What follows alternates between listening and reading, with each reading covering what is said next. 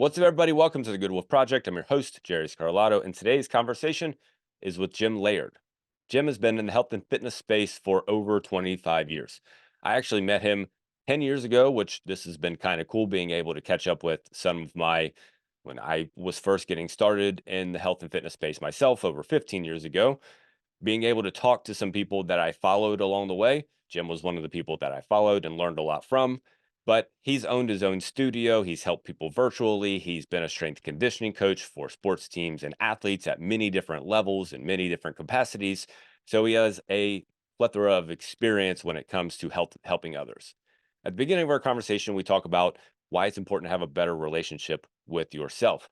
And then we shift into why how the world has gotten comfortable with itself. How, especially people in Western society, have gotten so comfortable that they look for problems. One of the things that we also talk about is we give our own thoughts on how women athletes are being disrespected because men can now be women and play in women's sports, and how that is disrespectful for women, considering how hard women especially, have worked to get themselves where they are, and how they're being disrespected in the way to let men now be able to play in their arena. But then we transition and we go into ways that you can improve your energy, some natural ways you can improve your energy, understanding your body type so that you can work with your body type and work instead of work against your body type. So this is a wide-ranging conversation. We cover a number of different topics, very, very relaxed and free-flowing conversation, if you will, instead of kind of the more structured thing that we do here pretty regularly. So be ready to enjoy and be ready to push against your thoughts, if you will, because if this podcast is about anything, it is pushing against your thoughts. It is thinking in a different way. It is thinking in a different capacity, and that's really what we're struggling with as a society right now is thinking in a different capacity. Is thinking for ourselves and thinking out loud, honestly, about what we think is right and what we think is wrong. What we think is right and what we think is wrong. So be prepared to get those buttons pushed a little bit today. Nonetheless, before we get to that, make sure that you hit the pause button and go give us a quick 5-star review, up to 5-star review, whatever you want that number to be or that star number to be. That's totally up to you. You can give us up to a 5-star review. And whenever you do that, this content reaches more people. The more people we reach, of course, the more people that get the good word. So thank you so much for going and leaving us a quick review so that we can spread the word. And in turn, you're helping us spread the word at the same time. Now, get that pen and paper out and enjoy this conversation with Jim Laird. Jim, good to see you, brother. I was just telling you how it's been cool to kind of catch up with, some people that I've followed throughout my career, people like you and Mark Fisher, and other people that being able to talk to someone virtually, this is something that, wasn't a thing even just 5 years ago. It was still kind of not usual. We had Skype. Zoom really didn't take off until, the great shutdown happened. But which, it's a little bit thankful that we got this because of that for some reason. But, nonetheless, this is cool. It's been great to be able to kind of catch up and meet with people this way. And you said, you were talking about how it's helped you be able to be more flexible with your time as well. But nonetheless, man, it's great to talk to you and great to connect. Yeah, it's great to be here. I mean, technology's great. I mean, it's kind of like it's just kind of like it has it's a double-edged sword, right? You can connect with people all over the world. You can work virtually. You don't have to be tied to a physical location, but you also can be extremely lonely because you don't interact as much as we used to. And then it can also be extremely destructive on your circadian rhythms and your circadian biology. So it's got a ton of pluses and a ton of minuses, but you know, we uh we try and use the system and not let the system use us, right? Yeah, I love that. It is different being talking with people online than it is talking with people in person, Yeah. right? You train people in person for a long time. and I did it for a long time as well. And I still see people and so on, but a lot of my coaching, a lot of what you do, all Yeah, online. And while it's, I still, we get to connect and we get to talk and chat, and that fulfills some level of it. You still don't, get the endorphins and stuff that you get whenever you're actually around people. sure. And you just can't assess somebody like you can in person. Like you can see things in person you can't see on a computer screen, right? And you get really good at being descriptive, but sometimes you just got to put your hands on somebody and be like, I need you to get into this position. Or, you can show them in a much easier way, or exactly the tools that you have to work with. Like when at my gym, I have all the tools there that I need to get somebody who has a hard time shifting into their hip. I have all the ramps, I have everything, the rollers, I've got the yoga blocks. I've got everything I need to get them into the position I want them to get into.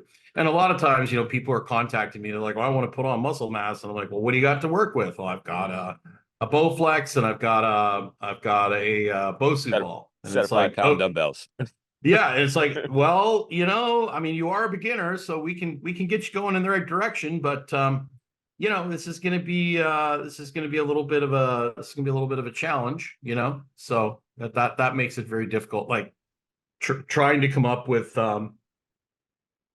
solutions for people when everybody's got different types of equipment and different body types, different body shapes.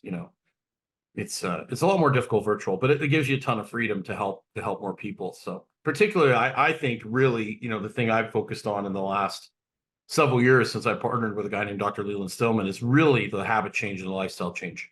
You know, I mean, training is important and all that stuff, but man, if you don't have a good relationship with yourself, and if you've got a bunch of bad habits, you might be able to train hard and get some good results. But man, if you don't have a good relationship with yourself and you don't treat yourself good, you're gonna get in trouble really, really fast. Unless you're a freak show like a Michael Jordan or a Dennis Rodman or an Ozzy Osbourne or a Keith Richards. There's a lot of truth to that. I'm curious, what are some of the biggest, having started working with Dr. Stillman, correct? Yes. Um, what are two or three of the biggest takeaways that you found since you're talking about having a better relationship with yourself?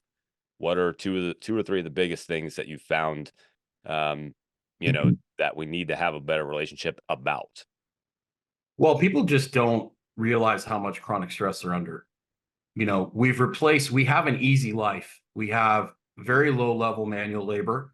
We've replaced manual labor. Like if I here in Nicaragua, these people are like, they're doing work around the house. The women are still washing dishes in a dish. Like they don't have dishwashers here. They don't have washing machines. It's all done by hand.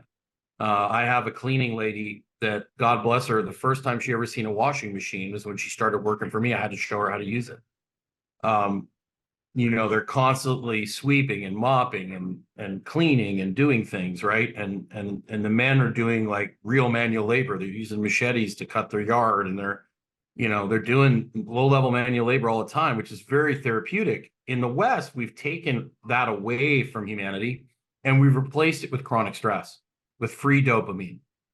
So we're chasing that free dopamine. We've got chronic stress, which I think is a lot harder on our biology over the long run than low level manual labor. I mean, that's what we're designed to do. We're designed to move and operate at a low level of activity constantly. And then every once in a while, run from a bear or fight off a threat or whatever. Right. But now we've got this, constant state of low level stress, which, when you look at Robert Sapolsky's work, why zebras don't get ulcers, we just don't do well with that low level chronic stress. And most people just can't shut it off. They just can't shut off their mind. They can't shut off their brain.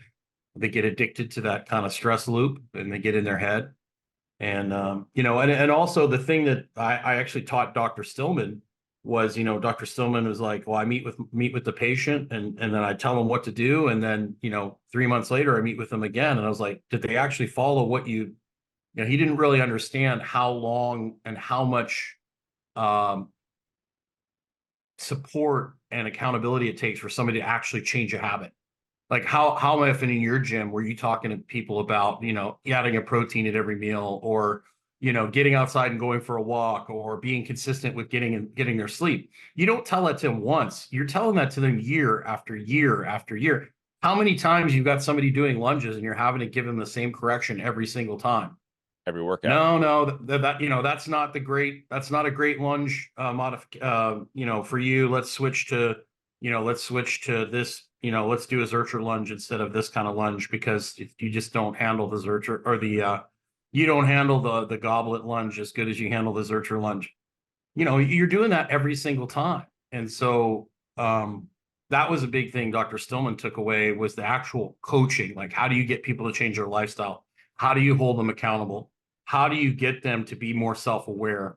These are all things that need constant reminders for people. And that's why you have a coach. That's why professional football teams have coaches. That's why hockey teams have coaches, because humans are going to cut corners. They're going to get lazy. They're going to forget the basics, and they're just going to, kind of skirt the system. No doubt. One of the things that I used to tell the team at the gym was, when you feel like you've repeated the same thing over and over again to a client, you still are only maybe 10% of the way there of them actually getting it. And Mm-hmm. even when they actually get it, they're still going to be reminded to get it, because what happens with the coaches is they get frustrated, because, like, in their mind, they're like, I just told them this. I just told them Mm-hmm. that they need to keep their knees out. I just told them they need to keep their shoulders back. I just told them they need to, not have that soda first thing in the morning and replace it with something. I just told them that. But like you said, it's not stupidity per se. It's just human nature. You just have to keep reminding people. You just have, I it's mean, just yeah. I mean, constant nudging. how often do you have to help remind a child of what appropriate behavior is? It's the same sort of thing. And you have somebody who's developed habits over 10 or 15 years. Do you really think you're going to change that in one reminder? I mean, there's a reason they have speed limit signs like every, mile and a half, 2 miles, right? It's like, That's a good point. I mean, it's like, so it's really hard. And the biggest thing for most people is, like, my favorite tip is put the tongue in the roof of your mouth and breathe through your nose as little as you can, because that keeps you from getting, overwhelmed and over breathing and into this kind of, like, combat state where you're breathing Mental with your ready. neck and your traps. And Mhm. yeah, yeah. And it's so easy in today's world to get into that state. You're scrolling through Instagram, you're scrolling through YouTube shorts, and all of a sudden, 3 hours have gone by, and you've watched about how the world's going to end in 15 different ways. And, you've watched about, everything from financial collapse, the dollar collapse, to, I mean, name it, you watched it. And so it's all clickbaity stuff designed to get you worked up. And so you got to step back, and you've got to become present, and you've got to live in the moment, and you got to get quiet in nature. And most people just don't even, that doesn't even resonate with them. Like, you ask somebody, like, when's the last time you actually went out, you put your cell phone down, you sat on a park bench, or you sat at a park, and you close your eyes and you just listen to the birds? Most people be like, what? Like, what are you Yeah. talking about? Like, it's really sad, It's you weird. know? Hmm. Yeah. It's actually one of my favorite people watching activities. And I don't mean favorite as in, like, I'm amused by it. It's like said, it's Right. kind of sad. If you just sit at a mall, or, you're sitting outside in an outdoor mall or something like that, and you just watch people who, they're walking along with somebody, that person goes into a store and the other person's going to wait for them. Immediately when that person breaks off, they reach in and grab their phone. Or they're already on it and they just keep walking. Yeah, you know or and I that and they didn't even I'm recognize the other person left. I'm just as guilty as anyone else. I really have to, like, set some boundaries. But, like, before I left here it's not as bad. People are not as glued to their phone here as they are in the States. If you go into, like, the capital in Managua, it's a little bit worse. But, like, when I was in the States, there'd be people walking down the sidewalk, they'd have their earbuds in and they'd be on their phone. And, like, if I was a total tool, I could have plowed these poor girls down, like, just boom, because they were just trucking along with their head down, with their headphones in, and they're this close to their phone. And, I went out to eat. Can't remember where it was. Maybe it was Chipotle or something like that. But there was a group of, like, 10 or 11, like, probably teenage kids, probably 16, 17. They were all talking to each other on the phone. None of them were talking. They were all texting each other they were in like around the table, and they were just like, and they were all texting each other while they were sitting there. And they didn't talk at all. I was just like, this is really weird. This is a really weird video game. Like, this video game is getting weird. That's what I tell myself. There's so much truth to it. Like you said, it's the weird thing is just 10 years ago, it would have been weird to see what's happening today. Mhm. And yet we look at 10 years ago, and well, many of us don't even look at 10 years ago. It's not like, well, what was normal 10 years ago? I don't think people even reflect back anymore. They're just so busy being caught up in trying to stay on top of things, trying to scroll and If you 10 years ago, if you walked into a public place or a gym and you told, and most people are still going to say this, right? They're still going to be like, this isn't right. And you said that men can breastfeed.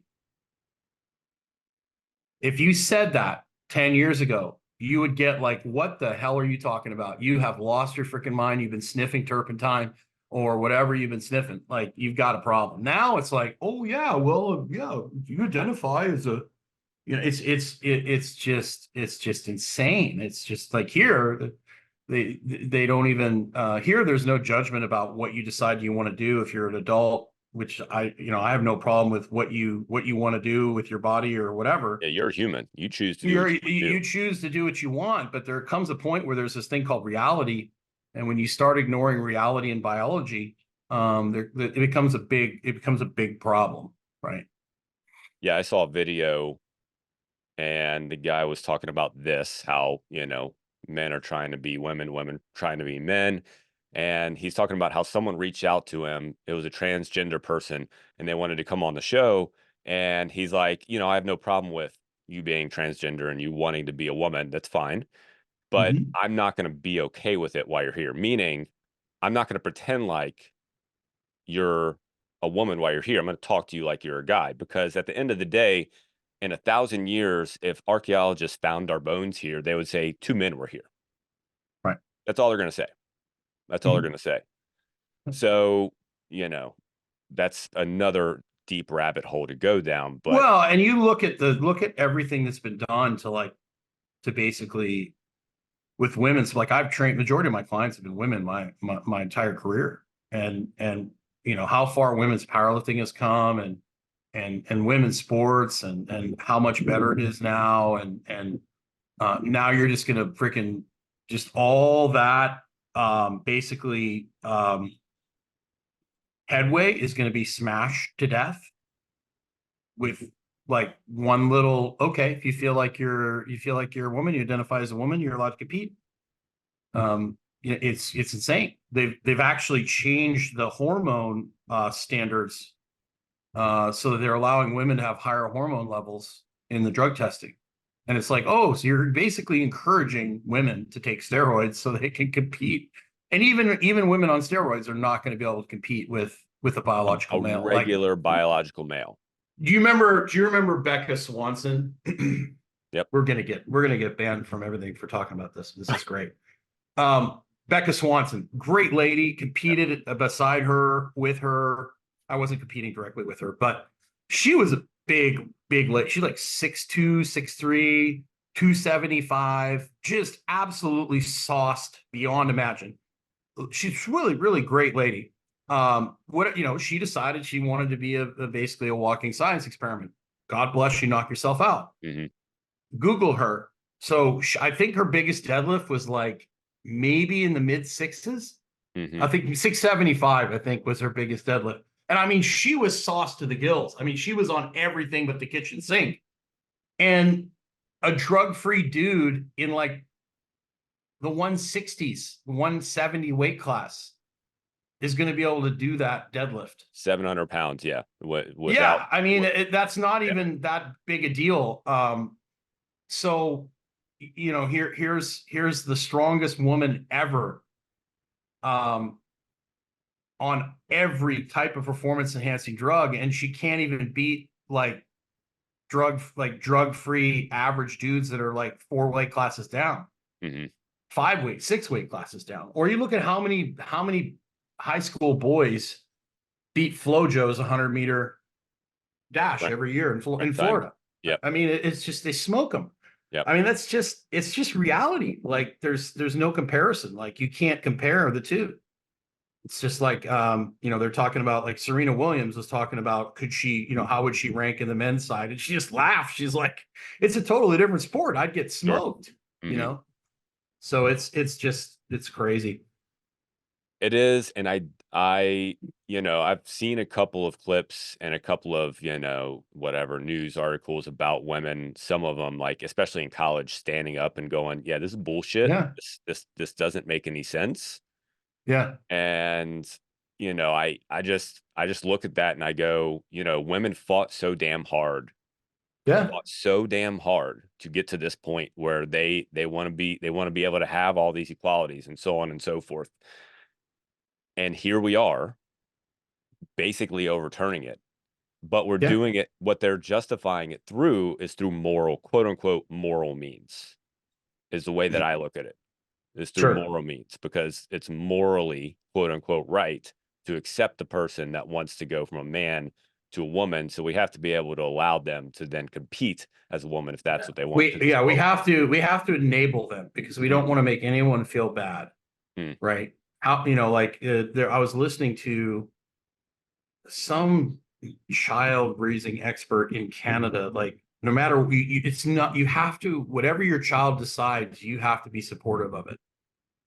And it's like, really? I'm like, I mean, there was times I wanted to be like Superman and jump off the roof, like what if my parents were and I like, would get have up there tried and it. go for it, like go for it, jump off the roof head first, right?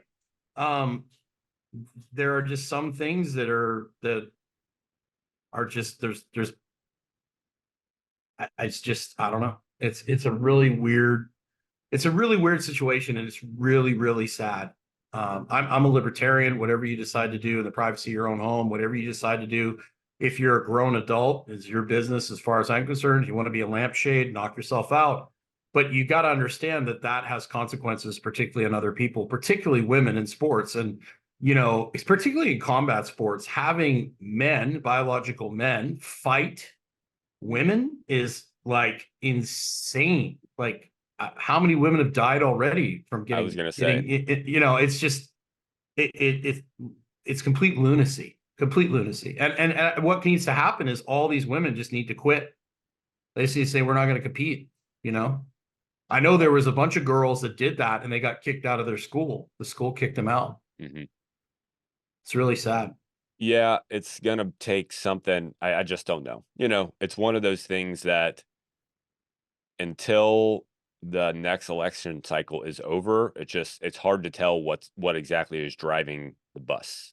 So, Well, it's infiltrated academia, right? And it's gotten itself in so deep in the universities and the indoctrination centers, I call them, that it's going to take several generations for this to basically bake itself out of the system because it's so ingrained in the university system mm, that it's going to take time to work itself out. I mean, common sense is completely gone, right?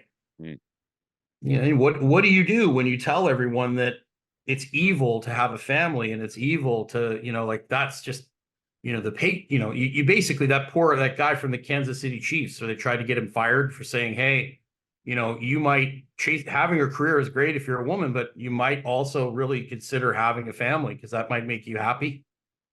And they're trying to cancel him. They're trying to get him mhm, fired from the NFL for mhm, saying that being a mother is cool. Like mhm, it's a viable option, you know.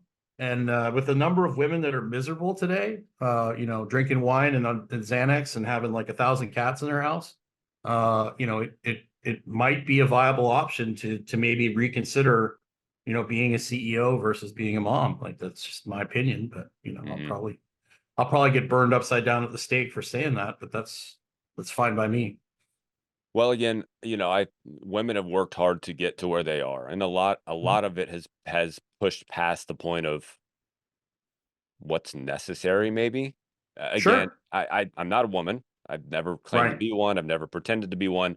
I, like you, for the majority of You'd my be, training career, you would be a much better looking woman than I would. I would say that. I will I'd say say that. there's a lot of truth to that. Yes, I would. Yes. That's one. I've never I have never claimed to be a good looking woman, but I would say in this instance, there's a lot of truth to that one.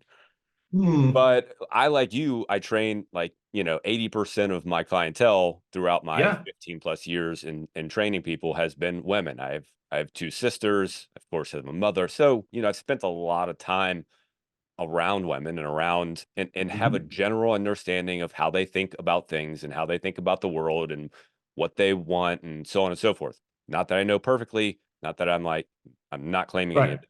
And yet, like I said, it's not complex. It's not complex.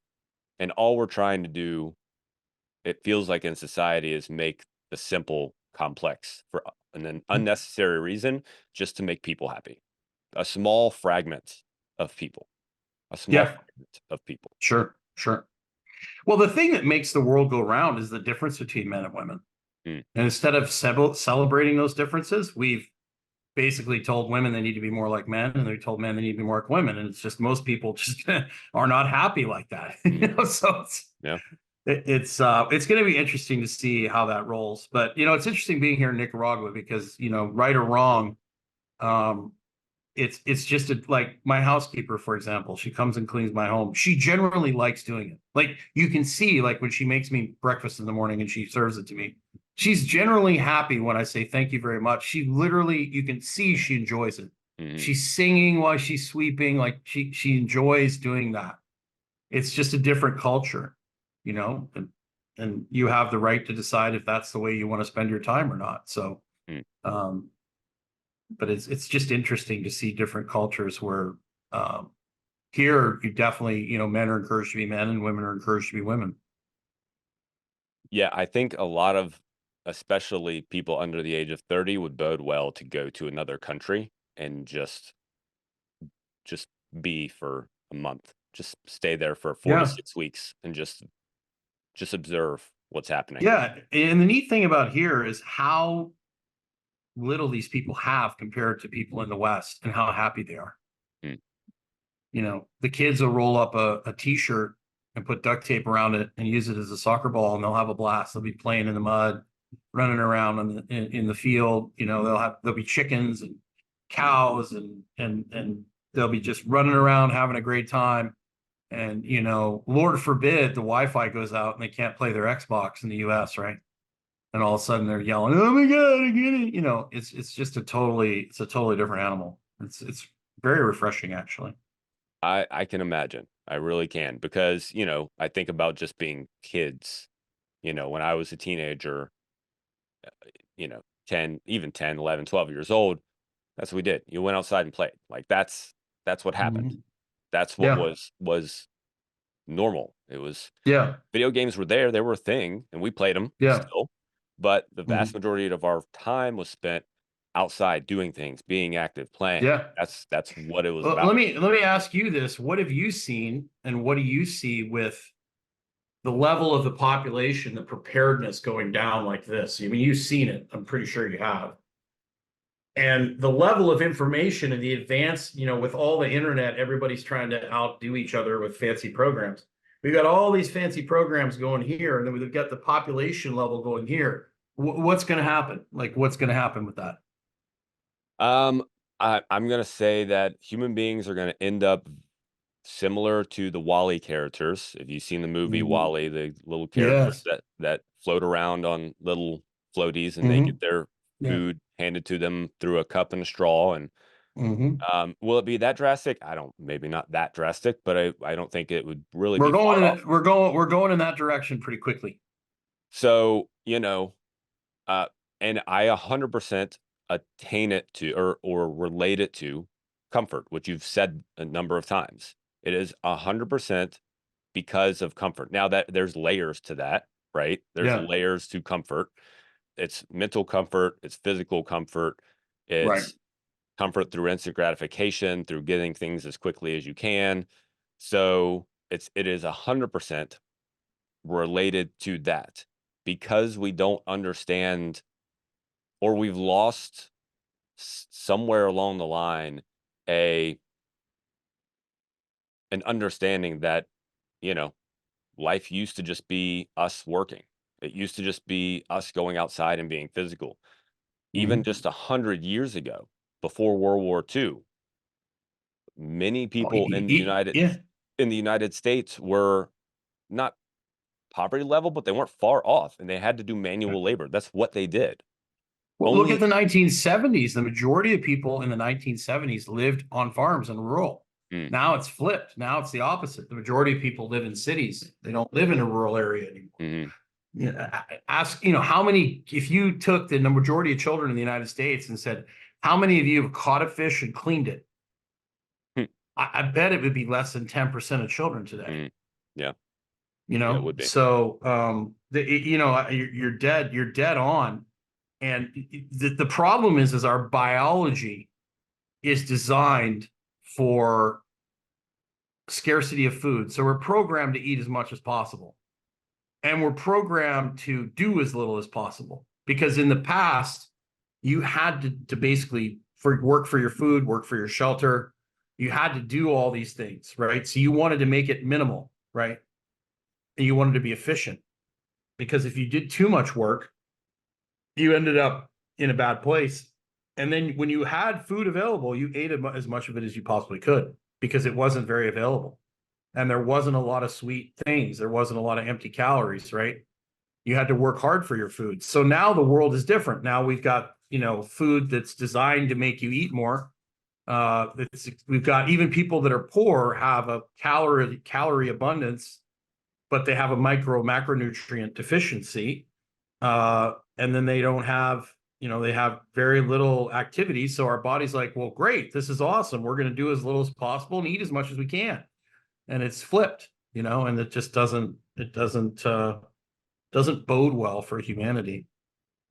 Well, and I think about that actually the very same way when it comes to being able to achieve goals. So, if you look at evolution, and this basically relates to exactly what you were saying, human beings they had to constantly seek comfort. That was their Mhm. goal. They're seeking Yeah. comfort. Now, that's not the way they thought about it, but that's what they were trying to do. Comfort, having food, comfort from not being worried about getting eaten by lions, tigers, and bears, going and finding a cave so they could have some level of comfort so they weren't stuck in the rainstorm. So they literally had to seek those things out. But at the same time, they literally had an inborn purpose. Their inborn purpose was to stay alive. If they didn't Mhm. find these levels of comfort, they would die. Literally, they would not be left on this earth. So on one end, they had a biological need to stay alive, but on the other end, they were seeking levels of comfort. Now we have comfort covered. It's Mm. covered. Yeah. It's Yeah. literally there. So this biological need over here to stay alive, it's useless now. It's basically useless for us. So now we just have tilted the scale so far over to the comfort level that we're actually working against our biological Right.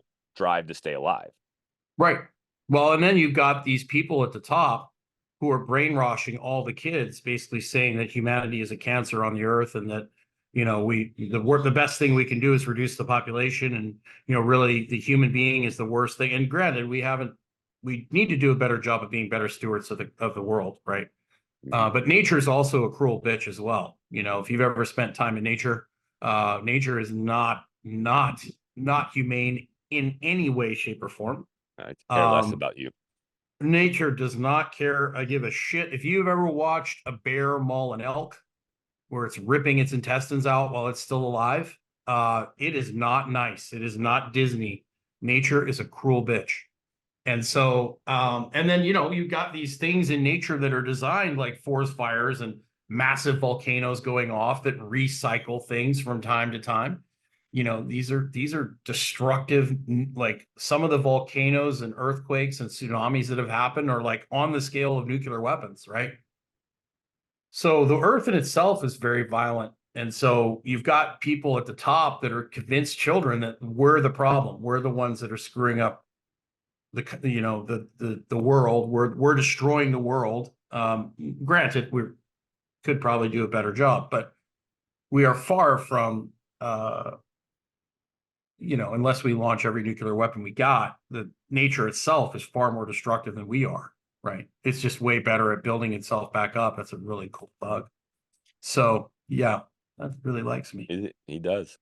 So this, I think, Elon Musk gets into this a lot about how they've convinced humanity that humanity is the problem itself, right? Except for the people at the top, they're okay. They can fly around in private jets and do whatever they want to do. Mm. It's you that has to live with no air conditioning, and you have to eat bugs, and then you have to have you can't ride in a car, and you got to stay in your little 15-minute city. But us, we'll be flying around in our private yachts and doing our private jet things, and you guys can all hang out and have your virtual reality goggles and stuff, and Yeah. Well, we'll it's what sit. the communists used to call the useless idiots. Correct. The communists would call the useless idiots, the people that, we'll just let them stay Yeah, aside and we'll be up here in our ivory tower, yeah, doing that's our right. thing. The useless eaters. Yes. Yeah, So very true. Um, let's I'm glad we transitioned to this next point. No, I'm kidding. We actually haven't transitioned at all. But I did want who knows where this is going to go? very true. So I was rolling through some of your clips, and one thing that I found very interesting was that your analogies are insanely on point. Just as Thank, far as, thank you. yeah, just being able to understand the concept. And since human beings learn best through story, an Mhm. analogy is a great way to understand a concept. Sure. And we've talked a little bit about, we've been talking about people, becoming obese and how the world has basically shifted to this comfort. And I think a lot of people find themselves in that, that not really motivated to work out or whatever because they have low levels of energy. One of the things that I Hmm. heard you explain about having energy is you use the analogy of things like energy drinks as a credit card or as Hmm. borrowing Yeah. from your The future future. energy. Hmm. So explain that analogy. And then Yeah. I want to start to unpack a little bit how we can start to build in more energy because to start to Hmm. overcome some of the things that we're talking about, Hmm. human beings have to understand they have agency to Sure. to do the things that they want to do. And Right. if you feel like, well, I just don't have the energy to do it, I have no motivation to do it, Right. there's things that and it can be very small things that you can start to do to start to Right. overcome those feelings and tendencies. Sure. Well, I actually got that concept and that analogy from the great, he's still alive, Lee Haney, the bodybuilder. Mm, He's the one that originally talked about stimulants, and it's basically just borrowing energy from the future, and you need to be really careful with it. And somebody that really inspired me is somebody, Bill Hartman always told me, because I talked to Bill and I was like, Bill, how do you like answer the same question over and over again without getting frustrated? And he said, it's an opportunity for me to get better at explaining it or telling a story so that I can relate to more people. So every time I answer a question, it's an opportunity to get better and to give an analogy that might, somebody in their head, it might go, oh, ding, I got that, right? And it might go over 50 people's heads, but it get one person finally gets it. So every time I explain something, I try and do it in a way that makes it as simple as possible. And I originally am an elementary school teacher, so I'm trained to make things as simple as possible, just by experience and by design. So, and working with athletes and stuff, like, or working with clients, like like you're working with 15 people at a time. You don't have time to like, no, you got to make it simple, and make it and, and quick, you make it you got to easy. get right to the point. So the big thing that I talk to people about is, okay, so I think the biggest problem we have in our world is we become human zoo animals, right? If you look at a plant or an animal, right, and it's not doing well, we don't blame the plant. Like if we take a polar bear and we bring it to Arizona, right? Are we going to be shocked when the polar bear is really struggling? Shouldn't be. No, you're going to be like, well, shit, this thing ain't designed to live in the desert. It's supposed to be up in the ice, right? Or if we take a cactus and we put it in the tundra in the Arctic, are we going to be shocked when it dies? What happens when you take a human who for hundreds of thousands, whatever you believe, has been outside in the sun, has been out in nature, and you put them in, under artificial light, you put them in an artificial environment with temperature control and all these things. What do you think is going to happen to its biology? Right. And so in order for human to be healthy, we need to get the right amount of sun. We need to get the right, we need to get, some decent water, some decent food. We need to get outside. We need to get in nature. And then we've got this overly stimulated world, right, where we're chasing free energy, right? So energy drinks, you don't have to do anything to get that energy, right? And it's also a stress energy. It's a cortisol energy, which when you do that, it works. You mobilize blood sugar, you raise blood pressure, you basically you rev yourself up. But the caffeine works by blocking the receptors that make you tired. So the next time you come back to that energy drink, you got to drink even more of it just to break even, right? And so we've developed this world where I compare it to getting in your car, sitting in your driveway, turning your car on and revving the engine, revving the shit out of it all day and never driving anywhere. So you're sitting in the car, you're on social media, you're on the phone with your friends, or, oh my God, did you see what Susie did last week? Oh, that's so sad. Like whatever, just and you're spun out in your head, and your body doesn't know the difference between you running for real and running in your head. Right. So you're on this like emotional roller coaster all day of dopamine. You're watching Instagram, you're like, oh wow, look at that. And you're sending it to your friends, and then you have an energy drink, and then you're constantly searching for more free dopamine and more hits. And it just gets bigger and bigger and bigger. And then you start, because you're constantly revving and constantly going, your body's like, man, we can't keep this up. Like, this is ridiculous. Like, we're getting insulin resistance. We're not doing well. Our blood sugar is way off the chart because we're always under fake light. We never get any sun. Our blood pressure is starting to go up. We're going to slow the roll. We're going to dial thyroid back. Let's dial thyroid back. Let's dial the hormone production back to get you to kind of slow down. And what do people do? They go to the doctor and they say, hey, I feel tired. Oh, here's some thyroid for you. Oh, we'll put you on TRT. Oh, we'll add some peptides to that. And then they just keep charging along, and then instead of crashing the car at 55, 45 miles an hour and running into the ditch, they run into a tree at 90. That's what I did, right? So you've got to take your car to the shop. I used to have the sleep when I'm dead attitude when I was doing performance enhancing drugs. I'm like, why do I need to sleep? I'm taking testosterone, growth hormone, I'm taking all these things. Like, I just stay up all night. It doesn't matter. Like, I'm taking it all. Like, I don't need to sleep, right? And a lot of people, I think, get into that loop where they're just like, well, I'm just going to keep going and going until their body makes them stop, and then it's not and it's so easy today to enable yourself to be like that. Because food's so readily available, and tons of sugar, tons of things to boost your dopamine and to rev yourself up. But if you don't, like Paul Chek talks about working in, so the harder you push, the more you got to rest. And in our modern society, there just isn't any rest. Like, the street lights at night, the lights are on at night, people are watching TV till 10, 11, 12 at night. A lot of my clients that I used to train, they get home, they've got kids, they'd work a long day, they'd go to do a HIIT class, they come home, they'd be eating at 10, 11 o'clock at night, they got the lights on. By the time they get the lights off, and wind down, it's 1 o'clock, midnight, 1 o'clock in the morning. And then guess what? The alarm goes off at 5 and they're up and doing it again. And they wonder why they feel like crap. They're like, I'm out of shape. I need a new coach. I got to turn the music up. I need more, I'm drinking 3 cups of coffee, instead of saying, well, no, what you really need is to take care of yourself. Like, you really need to like up your self-care. You need to go for a walk. You need to like do the float tank. You need to rest. You need to sleep. You don't need more energy drinks. You need actual sleep. You need rest. You need recovery. You need to go to the oil, get your car oil changed, wheels balanced, tires rotated. You need to do those things, right?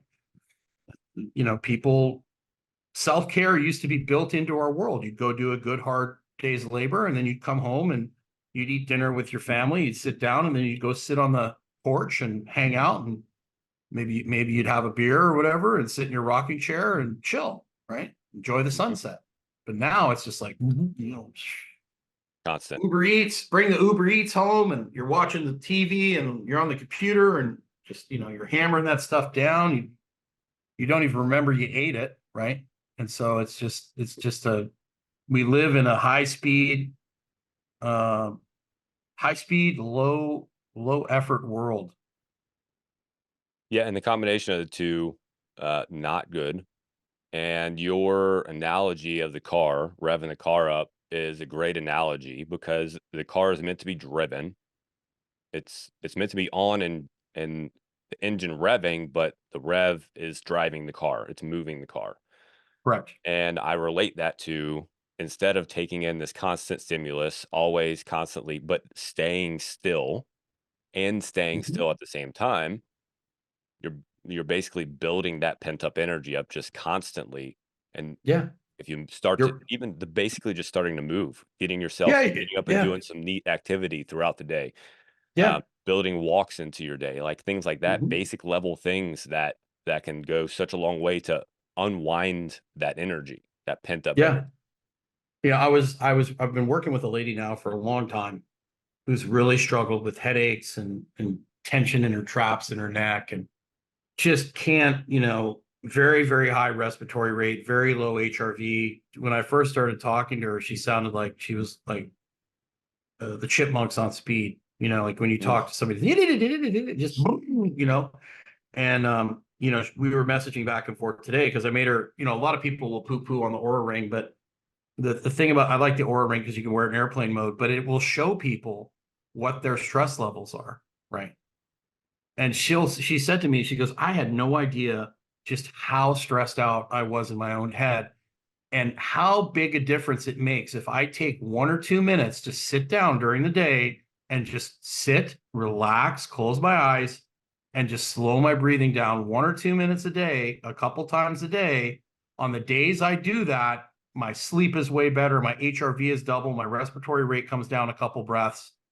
So you think about that. You just take a couple, I'm not telling you you need to become a Buddhist monk, but if you just take a couple minutes and go sit in a park, a couple minutes, walk 10 minutes 3 times a day. That's what we stole that from Stan Efferding. And don't walk for exercise. Put the tongue in your mouth. Walk for relaxation and observation and enjoyment. Put your phone away. You'll be shocked what difference it'll make in a month, 6 months, a year. Because think about it, how many years did that lady go of just like running at a million miles an hour without doing any? I had a lady that I was working with, I still work with, and she had been to like all these big high ticket like health gurus, like spent thousands of dollars on testing, and they couldn't figure out why she felt terrible, and she had no energy and she just didn't feel good. And we went back through her Aura Ring data, and Aura Ring has changed. It's got like a stress resilience thing now, but it used to, it still has this. But if you go onto like heart rate and you click on it, it's got like how many minutes of restorative time you've got every day. We went back a year and she didn't have 1 minute of restorative time during the wow, day. Not one, not wow, one, not one. And wow. she's like, oh, wow, that might be a problem. Right. So she started working in like 3 and 4 minute breaks where she just take a break, put some binaural beats on, sit quietly, breathe. She's like, in 3 or 4 weeks, she's like, wow, I feel so much better. And then guess what? She stepped on the gas even harder. And then Mm, she called me back in 4 or 5 weeks. She's like, I don't understand what's going on. I don't feel good anymore. I'm not doing good. And I'm like, okay, so are you doing your quiet time? Well, kind of let it slide. Well, you can't do that. Like you can't do that. You don't get to not do maintenance on your car.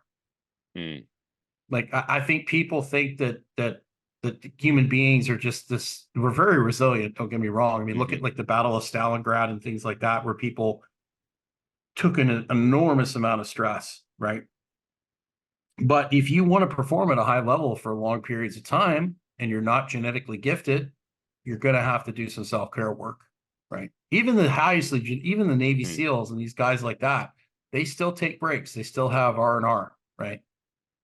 So, um, We just need to be a little smarter about our self-care and be a little more consistent about it. We need silence. Like, I think silence is one of the most important things. So many good things happen in silence, but we've just our society's kind of poo-pooed it. We're scared of it. Yeah, we've gotten to the point where we're scared of our own thoughts. So we have to fill our ears constantly, fill our brain constantly with other people's thoughts or just other noise at some level so Yeah. that we can cover our own thoughts up. Yeah. We have to medicate ourselves, numb ourselves. Mhm. Yeah. And there's no So, shortage of things to numb yourself with today. no, not even a little bit. Uh, since we're on the topic of oil changes, Yes. the other analogy I heard you say was about the difference between McLarens and Camrys and, you know, Forerunners, Corollas. Yeah. Forerunners and so on Yeah. and so forth. Now, I don't Hmm. know, I didn't hear the whole conversation, but there's different Sure. body types. Every person has a different Hmm. body type, and you should Yeah. understand, you have a general understanding of your body type so that you can understand how to use yourself. For Correct. instance, I'm a mesomorph. I have an athletic build. I can Yeah. relatively easily put on mass and take off mass relatively easily. So within that, there's certain things that I'm going to excel at and certain things I'm going to be bad at, athletically Hmm. speaking, and from a nutritional standpoint, things I can get away with and things I can't get away with Sure. easily. Hmm. So I think understanding that for people, because people just beat their head against the wall all day long because they look at a body type Right. and they're like, I want that, which is great. I mean, it's great that you want to look a different way. You want to go from this size Right. and come down to a certain size. But the reality is that you're not going to be able to get to the structure of a person. You can come down to your own aesthetically pleasing structure, but it's not going to be a potentially, if you're a endomorph, you're not going to come down to ectomorph structure. You're not going to be this skinny, Right. frail looking person. Not that you would want to be frail, but nonetheless, Yeah. you're not going to get to that point. If you have big blocky structure, you're not going to look like a straw ever. Exactly. I mean, It's just that's not in the just the way it cards. is. Right. Right. So help us understand that idea.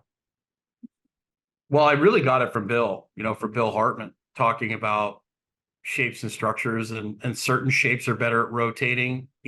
People that are shaped more like an upside down pyramid, like an upside down triangle, are really good at jumping and putting force into the ground.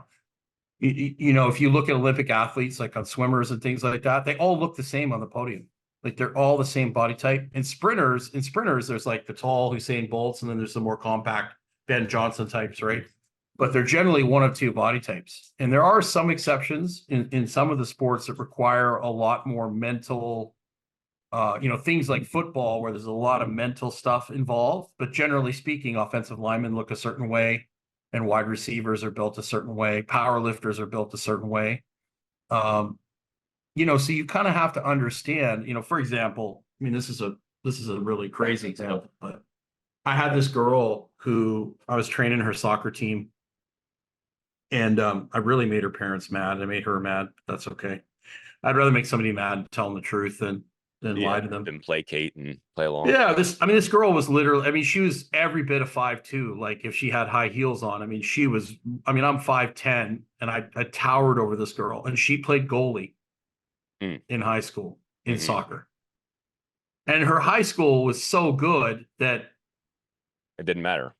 it didn't matter, right? And she had, like, came up to me, and her parents came up to me, and we were doing, like, when I work with soccer players, especially in high school, they're not in very good shape, because all they do is do these, they just, all they do is run. They don't do actually Constant do long anything. distance running. Yeah. Yeah, so they aren't being physical. They don't have great work capacity. They're doing a lot of the same drills over and over again. So I do a lot of GPP, a lot of dragon sleds, a lot of carries, bear crawls, things like that.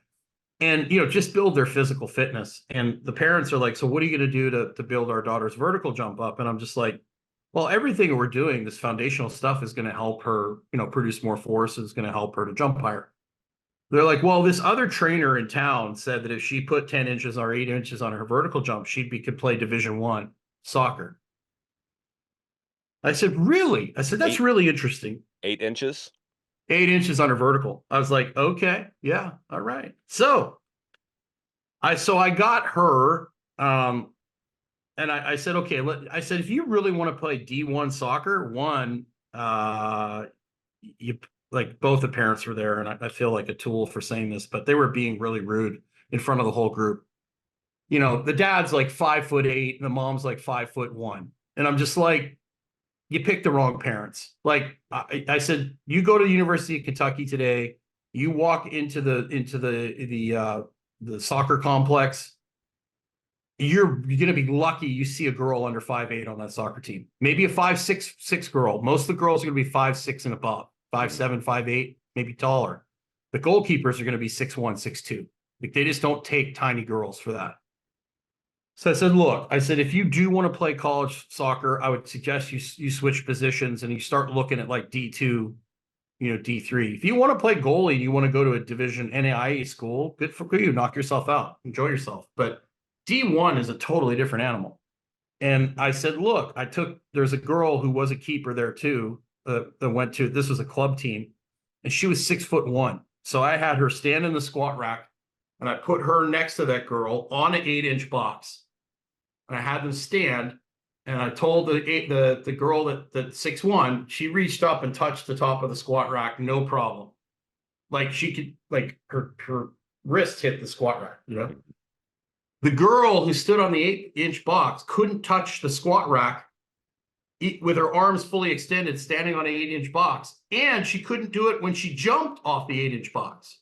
And this other girl could touch the top of it just by standing there. And I said to the parents, I said, okay, you're the coach, which one you picking? And if you think your daughter is going to be able to play Division I soccer, you're insane, because the other team is just going to launch that ball from midfield right over her head every single time. And they got mad and they left. But I'm not going to take somebody's money and sell them like a pipe dream. But that's a really good example of somebody, I had a kid who I've lost track of him, but he loved powerlifting, but he could also throw over 90 miles an hour. He was a pitcher, and I was like, dude, you can't, like, these are two totally different extremes. Like, you've got to be able to, like, get up over your head. And, like, powerlifting is about having a really stiff thorax. Baseball is about getting that sucker way up there, right? Getting that leg up and reaching and then coming over the top. Powerlifters don't do that real well because they're so compressed. I'm like, dude, I know you love it. I said, but you got the body to play baseball. When you're done baseball and you're done making your million, this guy could throw heat and he could throw salt, but he wanted to bench heavy. And I was like, dude, like, you've got to, like, do the baseball first. When the baseball's over, you can power lift until you're blue in the face and just live off the money you made, right? But he really struggled with that. He wanted to lift heavier weights, and it was affecting his ability to throw. Mm-hmm. So it's like, okay, you're gonna chase a sport which basically you make nothing, no money, and you're gonna give up a sport that you have the body to do, that you can make millions and millions of dollars doing, and you could play probably for 10 or 15 years, to chase a sport that you don't make. You're lucky if you get a t-shirt. And powerlifting, you got to pay to compete in the sport, right? They don't pay you. You pay them to compete in it. Right. What you even the meets that you might win, if they have any pay, it might cover the supplements that you took the last month. Yeah, maybe. Maybe. So, but yeah, people, especially with women, they'll be like, I want to look like her. And I'm like, her legs are twice as long as yours. Her arms are longer. Like, it's just worry about being the best version of you. Like, I'm never going to look like you. You're never going to look like me. That's just it. So be the best version of yourself. Understand that I'm going to be better at some exercises than you are. And that, you're best to, like, forerunners are going to be good at riding on the highway, doing some off-road stuff, riding on the beach. Probably not the greatest vehicle for riding the Indy 500. right? Mhm. That's totally fine, you know. So understanding who you are, what your limitations are, is very, very important to sanity, right? And just accepting the fact that not everybody can be a world champion. World Yeah, champions are made in the bedroom, so to speak. no doubt. Well, there's a reason why, you brought up Usain Bolt. I mean, look at him. I would say he's actually an outlier in sprinting. There aren't many, Oh yeah, what was he, 6'2", 6'1", 6'2", something like that. yeah, Not yeah, many 6'1" or 6'2" short distance sprinters that run like him. Like you said, most of them are 6 foot or under, between 5'10" and mhm, 6 foot, I would imagine. yeah, Maurice Green, for instance, he was from yeah, the mid to late 90s, and I think he had the world record in the 100 for a while. He was yeah, 5'10" or so. yeah. So Well, same with Tyson Gay from Lexington. He wasn't a Tyson big, Gay, yeah, tall guy either. yeah, And Usain Bolt, once he gets his stride rolling, he's a freight train, man. yep, Once he gets rolling, I mean, he's just, look at a guy like Usain Bolt trains his whole life for like 9 seconds, right? It's yeah, like it's like no doubt. and people get upset that they've been training for 3 months and they haven't achieved their goal. It's like Usain Bolt trained for 10 years to run one race. It's like Yeah, right. Well, like you said, it all comes down to being aware of who you are and being aware of what you're capable of Mhm. physically. Physically. Yes. If you want to achieve a certain thing physically and it really does not fit into your capabilities, into your structure, into what you are, to tell somebody that they can be whatever they want to be from especially a physical standpoint. Now, when it comes to a mental standpoint or being able to pursue a career, Yeah. that's another story. But from a Sure. physical standpoint, you have physical limitations Right. and you have physical strengths. So focus on the strengths. Focus Hmm. on the things that you're good at. For instance, I already said I'm a mesomorph. I ran track. I played football in college, but I should have ran track in college. It was my favorite sport, but I didn't run 400 meters was the furthest I ran. I've probably ran a mile 5 times in my life ever. Sure. So in that like mid 400, 200 meter range was my sweet spot. 100 meters, I was okay, but I was not the fastest. 200 meters, I was good. 400 meters, I was top three pretty consistently. But you get me Yeah, you past, like you yeah, like pain. You liked a lot of it's pain. the dumbest thing ever. It is the dumbest thing ever. Oh, Um, the funny thing is the 800 has become a 400 now. I mean, they are literally sprinting that 800 meter. And it's I just would like, say holy. the 400 and the 800 are the hardest races in track, I believe. The 800, like you said, is probably a little harder because you literally have to sprint at least 80% of the time, if not more than that. And I Yeah. I can only imagine. I can only imagine. But yeah, you just got to be able to recognize that. So when that translates to general population, you also have to recognize that you're not going to look a certain way, but also plays a part in how you can eat, Hmm. what you can kind of get away with eating. For instance, Hmm. my wife, we actually got divorced last year, but my ex-wife, she was 110 pounds. She tried so damn hard to put on weight while we were together, and the heaviest she got was 115 pounds. And she would Hmm. do that by eating whatever she wanted to eat. She could eat whatever. She was a Yeah. very quick metabolizer of carbs, very quick.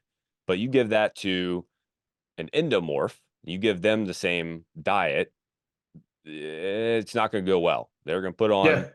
that's the person that goes, I can just look at an ice cream cone and I put on weight. That's that person. I I look at a barbell and I put on weight. Yeah. Like because I moved down here, the gym I'm training at right now is about 30 minutes from here, and they've got a pair of 100-pound dumbbells. They don't have a lot of choices. So I'm having to do higher reps, slower tempo. Like I'm doing 100-pound dumbbell presses with a pause and a stretch.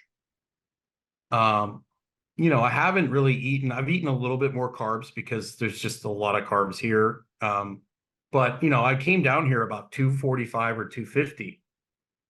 And a couple weeks ago, I noticed, man, my pants are a lot like in the legs, not in the waist. I haven't really got my waist hasn't gotten bigger, but my chest and my shoulders and my traps. And I was thinking to myself, I was like, man, because I started doing deadlifts again and things like that for a little bit higher reps. Like I'm limited on my equipment, so I'm doing more of a bodybuilding style routine. I stepped on the scale, I was 270. Wow, 25 pounds. I was two, I was 270. I'm almost 50 years old. I'm just like, dude, I can't, I don't need to be walking around. It's 270, Yeah, and I didn't even try. Like there was no effort there. It's just like when I lift weights and I do repetitions, I mean, I grow. I mean, that's yeah, just the way it is, right? yeah, So, no doubt. Jim, man, I appreciate you. We've been talking for an hour already. We're yes. pretty darn close to it. So this flew by. I appreciate you. I appreciate your time, most definitely. Yeah. Appreciate the wisdom you brought in.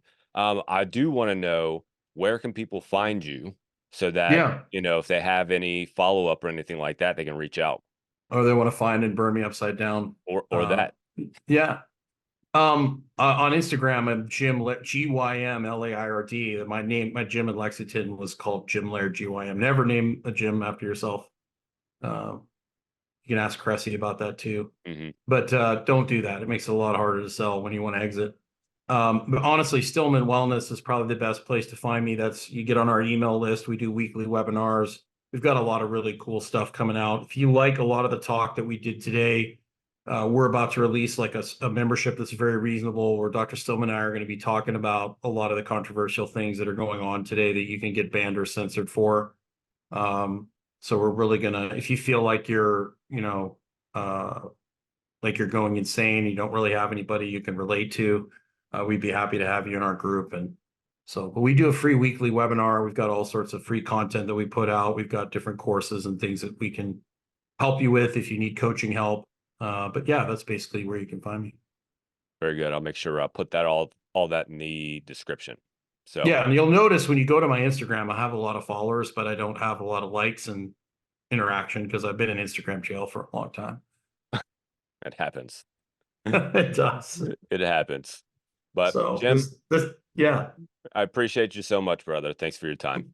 You're welcome, man. Take care. Thanks You for too. having me on.